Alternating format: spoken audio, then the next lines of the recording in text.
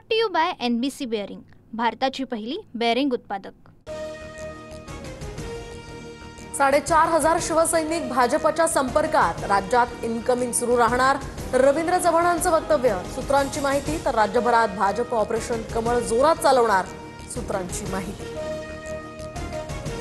शिवसेनेचा मंत्रिमंडळ बैठकीवर बहिष्कार, ऑपरेशन कमळवरून शिंदेंच्या मंत्र्यांची नाराजी, भाजप मित्र पक्षांचे पदाधिकारी फोडत असल्याचाही आरोप। उल्हासनगरमधून तुम्हीच सुरुवात केलीत, यापुढे एकमेकांना पक्षात प्रवेश देऊ नका, भेटीला आलेल्या शिंदेंच्या मंत्र्यांनाच मुख्यमंत्र्यांनी सुनावल्याची सूत्रांची माहिती।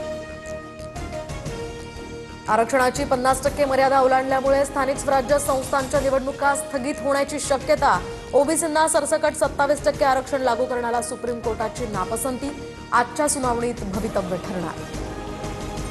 मुख्यमंत्री देवेंद्र फडणवीस प्रचारासाठी मैदानात उतरणार, स्थानिक स्वराज्य संस्थांच्या निवडणुकांसाठी मुख्यमंत्र्यांचे प्रचार दौरे, उद्यापासून 30 नोव्हेंबरपर्यंत प्रचार सभा घेणार।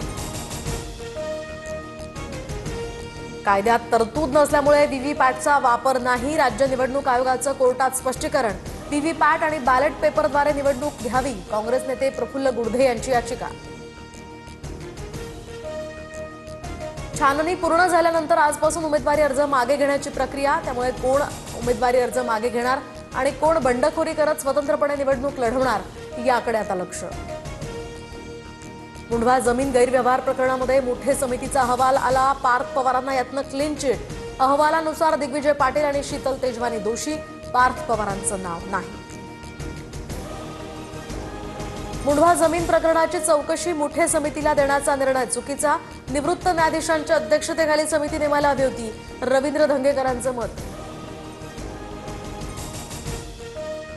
तर अनगर नगरपंचायतीसाठी राष्ट्रवादीच्या उज्ज्वला थिटेंचा अर्ज बाद, आमचा नाद करू नका असं म्हणत भाजपचा जल्लोष, अजित पवारांनाही इशारा, राजन पाटलांची सून प्राजक्ता पाटील बिनविरोध नगराध्यक्ष झाल्याचा दावा।